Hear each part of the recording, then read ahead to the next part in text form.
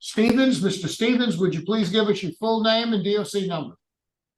Tyron Stevens 505111.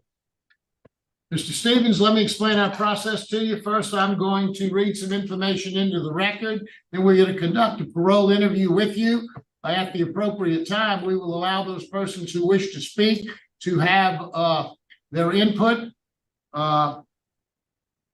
Excuse me just a second. Present with you there at Raymond Board is Olivia Claiborne, Dora Claiborne, Tyronica Stevens, and Alfred Claiborne. You have 4 persons there that will be speaking, but we only allow 3 people. So you tell me who it is who you want to speak. The first 3 listed is Miss Olivia Claiborne, Dora Claiborne, and Tyronica Stevens. Are those 3 okay for you to speak? Yes, sir. Yes. Okay. All right. I'm not sure that's it. Take your time now. What 3 people you want to speak? That's your call. Yeah. I know you love them all, and they're here. We see their And if presence. you don't want to make the choice, just say, okay, those 3 will do. Yeah. Well, my brother, he wanted to speak to him, Alfred.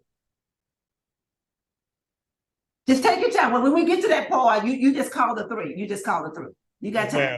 I know they all love you. You okay? They all love you. This is a matter of Tyron Stevens, DOC number 505111. Date of birth, July the 29th of 1979. He's a second felony offender. He has a parole eligibility date of July the 29th of 2024, an adjusted good time date of October the 26th of 2036, and a full term date of April the 17th of 2043. He is currently serving a 41-year sentence on the charge of manslaughter and contraband. His sentence on manslaughter was February the 1st of 2006, and his contraband was July the 19th of 2016. Is that information accurate, Mr. Stevens? Yes, sir. Mr. Stevens, your case has been assigned to Mr. Freeman. He will begin our interview process. Please answer any questions he might have. Okay, Mr. Stevens, how old are you? 44. Okay, and how long have you been in prison on this charge? 21 and a half years so far. Okay. And what's your educational level? High school graduate. High school graduate? Okay. Have you taken any college classes, any other classes while you've been incarcerated?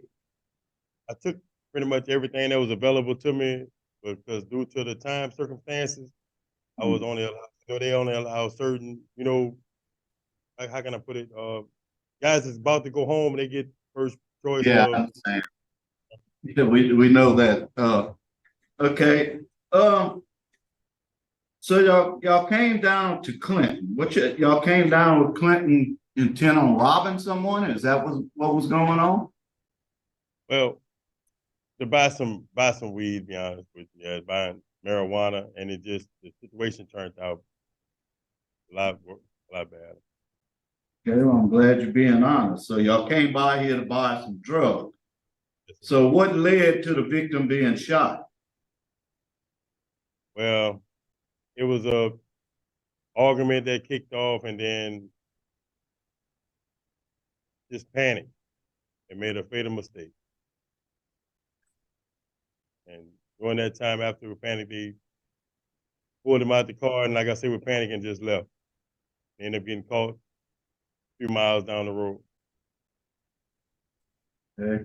You end up getting caught after y'all had went to the dollar store to get some cleaner to try to clean the car. So you shot him, right? Correct? Yes, sir. And it was to clean up whatever was in the car, correct? Okay. Did anyone know this fella? Had y'all dealt with him before? Well, I seen him. He came to Centerville. I was living in Centerville. I grew up in Centerville. He used to come out there from time to time. That's how I knew him. So you knew Mr. Dunn. Yes, sir. Okay.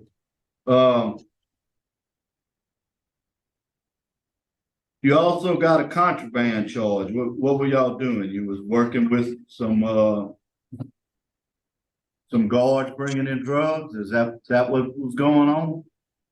Yes, sir. I mean, it was like I said, it was a time in my life where I really didn't see out of prison, so I was trying to.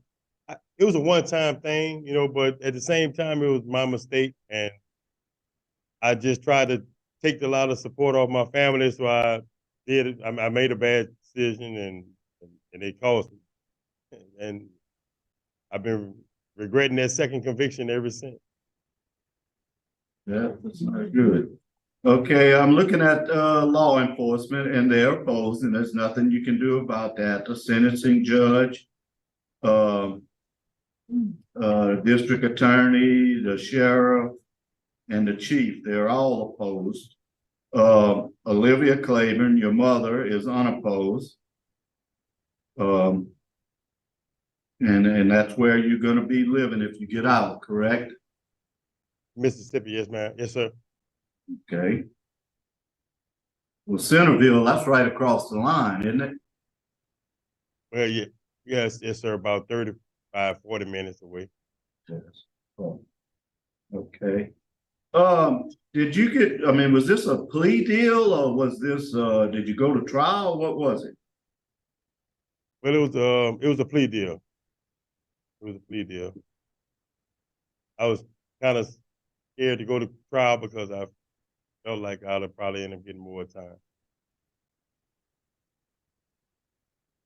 So what would you say to his family if you had a chance to speak to them? What would you say to Mr. Dunn's father or mother or sibling?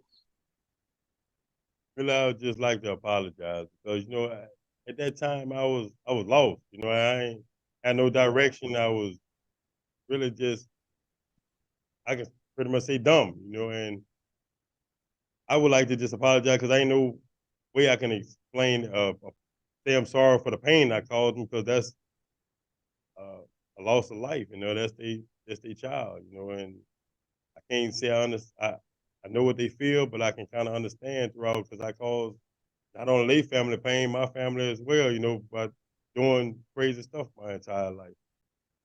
But, you know, ever since that day, just to be honest, I tried to reevaluate my way of thinking because it kind of ate at me, you know, and you can see through my records that never had a fight 21 and a half years, never had a fight in prison, no violent acts at all because that kind of ate me up. You know, I've been living with that regret since it happened. You know, and that's something I don't want to. Mr. Stevens, I see you have 2 children. Do you have contact with your children? Yes, sir. Yes, sir. Okay. How often you have contact with your children? Pretty regularly. Me and my son, he have phone communication problem. My daughter, me and her speak on a regular basis. That's my daughter. I see you've taken some classes and you've probably taken more that I have listed. And I have listed men's work, living in balance, anger management, nurturing parent, inside out dad, pre-release phase 1 and 2. Living in balance was phase 1 and 2. What was the one or two of the best classes that you took, and what did you get out of it? Pre-release, and pretty much it's a lot of them. If I had to narrow it down, I would say nurturing parent and pre-release, and the current class I'm in, victim impact right. And what I got out of them is it gave me a different perspective. It gave me a chance to really look at things from an outside angle and understand the other person's view of things and not just mine. You know, and kind of opened my eyes up in ways that I didn't see before. And in the classes, it was all beneficial in a lot of different ways, but it made me look at things outside of my own perspective. You've been in prison. I mean, you've had 45 write-ups since you've been in prison. Your last was in 2020, Yes, sir. so you hadn't had a write-up in 3 years. What's a 30D, Warden? Hold on, hold up. Keep changing those numbers on those thirties, they get me. Yeah, we can't never tell which one or which, Unprofessional relationship. There you go. what was it, Mr. Stephen? Unprofessional relationship. Okay, all right. Was that with a staff member or Yeah, a correction officer. correctional officer? Okay. That's another one of your not so bright decisions you've made in your life. Sir. Okay, you're resident, you could be living with your mother. Do you have a job? Well, I cut hair, and my brother, he's a supervisor of his company, so work won't be a problem. I can always get a job. Get a job as soon as I. All right, what, do you do any community service around the prison? So I Uh, cut hair? That's pretty much a full-time job, cutting hair. So it's a lot of people got to cut. Then they don't even pay y'all for getting their hair cut, huh? No, sir. No. It's all right. All right. Warden, what's your comments? Any comments? Yeah, I mean, Tyron, like you say, he's got quite a few write-ups there in the past. I mean, he's been here since 16. He's only had 4 since then. One of them, which has been unfortunate. He is one of our Strive members. He has completed other couple classes that aren't listed on there. He completed IC3, which is the digital class for computers, and he's also completed a forklift operator class. He's got his license in that.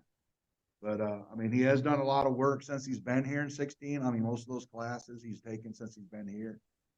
So he is, you know, he's going in the right direction. And he's currently, like I say, he's currently in an victim impact class. So of course, we all know that's a really good class.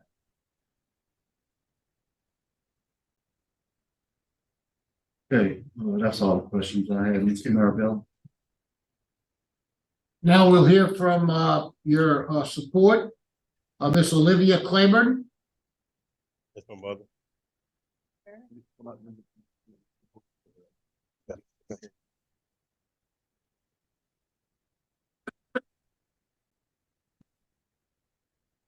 Yes, sir.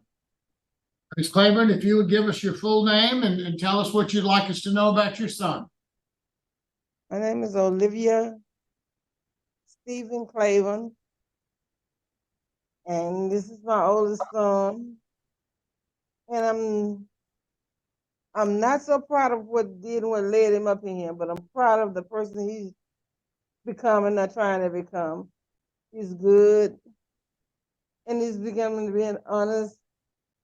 And I know he can help me out a lot around the house, and I know I'll be there to support him in any way I can, in the right way. I'm tongue-tied. I just don't know exactly what to say, but It's all right. You're saying we see you and we hear you. So thank you very much for your comments, ma'am. oh, okay. I just How about your sister, Dora Claiborne?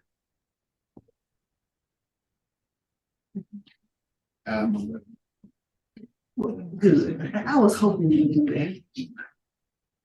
so Ms. Claiborne, would you give us your full name and tell us what you'd like us to know about your brother? I'm Dora Lachey Claiborne. This has always been my big brother, my rock, my everything. When my mom was at work, he was the one to make sure that I had everything I needed. Like, I look up to him a lot. Of course, I was disappointed when this happened, but I'm extremely proud of the person that he has become today. Like I say, I still look up to him in some ways, a lot of ways. Thank you very much, ma'am. We appreciate your comments. We'll now hear from your daughter, Miss Tyron Stevens.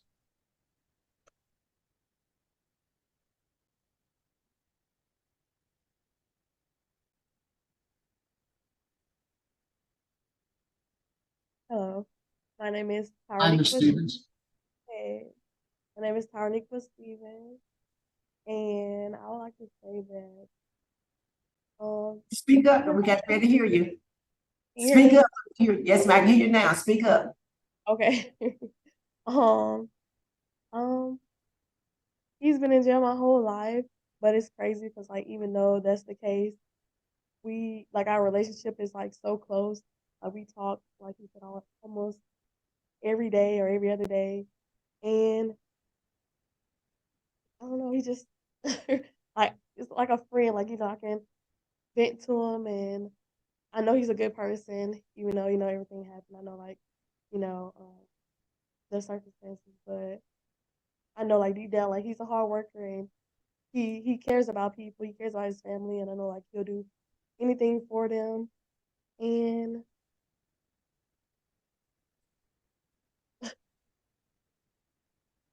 he go hard for like people that he love and care about. I know like he's a good person deep down, and I love him for that. Thank you very much, Ms. Stevens. We appreciate it. Mr. Alfred Claiborne, since the ladies didn't talk so long, we're gonna give you an opportunity to say what you'd like to say.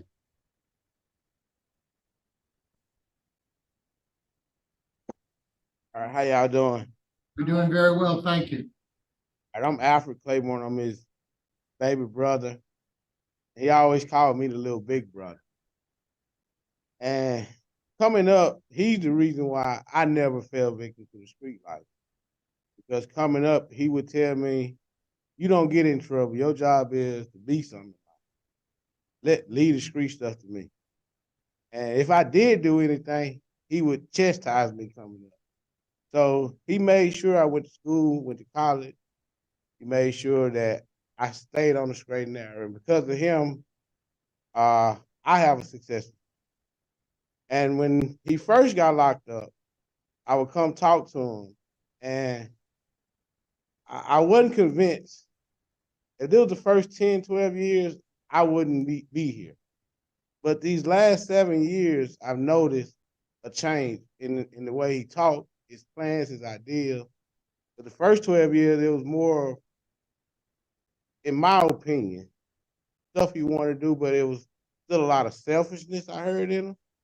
But these last 7 years has been all about what I can do, one, to make up in my kids' life, what I can do to add to this world. What can I leave something for my kids? Now I got grandkids. How can I be a better person for them? And I've been in management since I was 20, and I got a pretty good judgment of character. I don't get it all right. And most time when I talk to him, I dismiss the fact that he's my brother, and I try to listen to what he says, but also I listen to what he do. And the fact that anytime I came to visit him these last 7 years, it never was an issue where you can't come this weekend because I'm locked down. And stuff like that stands out to me because I'm not impressed with what people say, I'm impressed by their actions. And I think these past 6 years, I think his actions has shown me that, yeah, I think he's ready to come out. I remember in 2016, me and him had a point where we stopped talking because I was disappointed. I remember telling my mom, well, he's trying to sell drugs in prison. He don't need to be out because it's harder to do it in there than out here. I told my mom that. And I think me and him went almost a year without even talking because I was disappointed. Because I said, man, that's selfish. But these past few years, these past 6 or 7 years, it's been a pleasure talking to him. We actually got ideas that we can do together, how I can be a support, whether he want to go get his barber's license, from there to support him through school to get that. Talked about building the shop, whatever. The ideas he talked about, it wasn't ideas that are not possible for convicted felons getting out. It was ideas that was possible and ideas that even my family say, yeah, we can help do that. My wife, we can help do that. So I'm never emotional, but I never thought this day would come. And that's really all I got, unless you got any questions. Thank you, Mr. Claiborne. We appreciate your comments. Yes, sir. Mr. Stevens, is there anything you'd like to say to us before we vote? just waited a long time for this day, just to really want to apologize to the family, because like I said, that's been on my mind for a very long time, since a long time. But I never knew how to do that. I couldn't. I wasn't my place to reach out and contact them or have somebody talk to them for me. But that's just been eating at me for roughly 20 years now. Because there's no apology, no I'm sorry, it can fix what happened. You know, that's a deep, deep pain. You know, and I imagine if my daughter or my son, if it was one of them, you know, how would I feel in that situation? So that's my main thing is just I want to be more of a asset to society this time instead of a liability. So, try to teach my kids, my nieces, nephews, how to divert them on a better path. And if I see, you know, I'm not saying I'll change the world or anything, but I can kind of divert the people in my immediate area not to make the same mistakes I made, and kind of divert them from a darker path and bring them, use myself, for example, use my mistakes and capitalize on it. Use them for good. But Thank you very much for your comments. I think the panel's ready to vote. Mr. Freeman? Okay, Mr. Stevens, first off, I want to thank your family for coming. Man, you can feel the love between y'all. There's definitely a lot of love in this family right here. You know, my only hang up is that it was pretty much premeditated, and the guy was killed. He shot a guy sitting in the back of your car. Took a manslaughter plea. Wasn't there. I don't know why they offered the plea. I mean, they could have charged you with second degree. Obviously, they had some reasoning for that. But you're doing great. I just think you need to serve a little bit more time. Your date isn't until July. So take a few classes and you know, today I'm gonna vote to deny only because I don't think you've served enough time. 20 years for killing someone like that, I don't think is enough, but stay on this path, and I think you'll have different results the next time you see us. Thank you, Mr. Freeman. Ms. Wise? Mrs. Stevens, Mrs. Stevens, when I read your record, it showed that you take no responsibility for the crime. When Mr. Freeman asked you, were you a shooter, you said yes. And then you took another step and said, I've been intentional, in my words, about not getting into fights because of what I did. That impressed me. I'm glad the chairman allowed all four of y'all, your family members, to speak. That impressed me. You come from good, you come from good stock. I'm inclined to take a chance on you. My vote is regret because of the positive Warden comments, the outstanding support at the institution. My condolences to the victim's family. They were sold until they couldn't even participate in this crime. A special condition, though, I would like for you to use your barbering skills in the community, to cut hair for single mothers, or connect with a local elementary school once a month or whatever. Go cut hair, give back. I want you to begin that immediately after your release with your barber skills. And I think you need to undergo, for me now, a substance abuse evaluation, and just follow that recommendation. And it could be a substance abuse evaluation or a counselor. Be able to talk to somebody one-on-one. But I'm only one vote, and that is my vote. Best wishes to you, sir. Thank you, Mr. Stevens. I've listened to your interview. I've read your record. You've got some good family support, and that's kind of what threw me over. My vote would be the same as Ms. Wise. I would grant with the same conditions that she's. Now, it's 2 out of 3 votes. Is that sufficient? He has pre-release, that's all. He's got a high school diploma. So he has a high school diploma, but Yeah. he's low risk. Is he low risk? I think he is. Yeah, he's low risk. He's low risk, so he had 2/3 applies. Your parole has been granted today with the conditions as outlined. Good luck to you, sir.